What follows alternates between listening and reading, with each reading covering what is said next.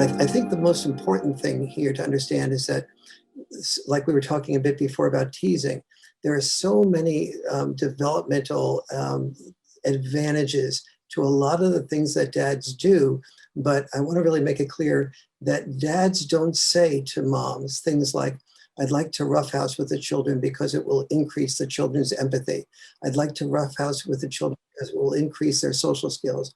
I'd like to tease with the children because it will increase their social abilities to play. Right, God, who could stand to be married to someone who did that? Yes. and the result of that is that, moms can't hear what dads don't say. And one of the reasons why communication about what is, and dads need to take responsibility for reading about what there is that we do that's differently and what the outcomes are of the things that we do differently. So I've never heard of a father say to a mother, the teasing that I do with our daughter or our son, when kids go into the workplace and they haven't learned how to be, they haven't learned teasing, they feel that teasing is sort of an insult.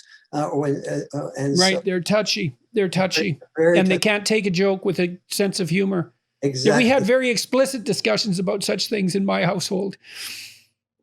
So, I mean, I wanted the kids to be inoculated against casual insult. You have to take that with a sense of humor, or it just mounts. I've seen people who can't respond to that initial testing, and it's partly what people do to see if you're socialized. You see, because people want to socialize with people who are about as socialized as them. And so what they'll do first is throw out some teasing and see what happens. And if it evokes a playful response, then they know that the person that they're dealing with can be relied on to play and has been reasonably socialized. You're hitting the nail right on the head.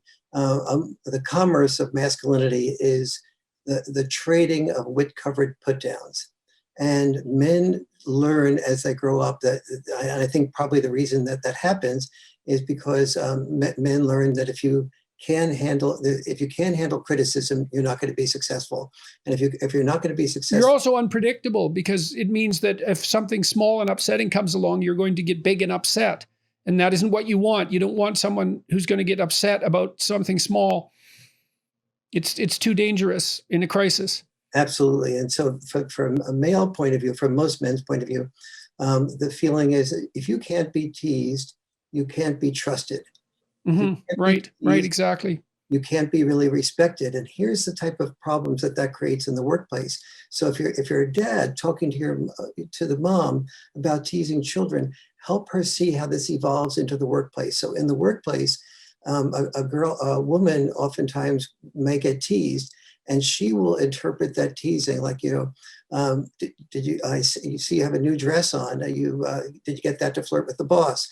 Or do you have, you're dressed, you must have dressed in the dark last night, something like that. Now, that's something, if you say it to a guy, they come back at you with some funny counter point, like, well, that would be typical for a short man to say. A version of that, and the men with each other, when they can tease each other like that and play with each other, that means that they're beginning to trust that man and move them into their league of people they can respect and trust. Whereas if the woman hears something like that comment, she might feel it means that she's being discriminated against in the workplace. So she takes that perspective and says... Now, that would be particularly true, I suspect, if she didn't have a lot of masculine presence in her life. Exactly. And that girls who don't have brothers are much more likely to be raped. I didn't know that. That's interesting. And I do believe that. And because a lot of this does confirm a number of things that I've heard of people who are experts in that area. And that's very, very deeply sad. And particularly what's reinforcing this, you were talking about how things in today's culture sort of reinforce this. So let's say this woman is new to work and she's being tested out by being teased, and she feels really insulted, and she interprets the teasing as discrimination against her, as opposed to interpreting the teasing as an attempt to include her. Yeah, so, exactly. Precisely. So she goes to HR. It's an invitation to play. It's an invitation to play. It's an Mhm. invitation to be If you're trusted. skilled at it, right? I mean, that's, I mean, a tease can go too far and then it's insulting, but Precisely. but the really good tease is right on the edge, right? And then that's also, it's also a compliment to the person who's designed to receive it, because you're facing them with the proposition that they can tolerate a comment. They're sophisticated enough to know when a comment is right on the edge, and they're resilient enough to tolerate it and respond in kind. So it's a compliment of the highest order to push like that. It is so important that you said that, and that's exactly right. That's exactly what teasing does test for, and that's exactly what men who tease each other are testing for, to see if the playfulness can be met with playfulness. It can be met with even a greater challenge that requires them to participate in the process.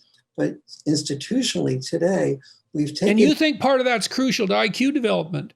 I do think that's interesting, because I mean, that teasing banter is a form of what? Dynamic wit. It's like a dance. I mean, some cultures have really perfected that. You get, there's subcultures in England particularly where that's elevated to an art form, and you see that in places like Newfoundland and Canada as well, and in Alberta as well, I would say, in the rural areas in particular. Yes, absolutely. And so now what we've done is institutionalized this teasing as a problem. So the woman, upset that she's being discriminated against, goes to HR and says, I was discriminated against, what he said to me. Right, thus failing a test in a more profound way, because one of the things you do when you're in elementary school and junior high school and high school for that matter, and then in the workplace, is tease someone and see if they run off to find a figure of authority or whether they can deal with it themselves. Exactly. Because you assume that if they have to run off and find a figure of authority, that they're not mature enough to solve their own problems.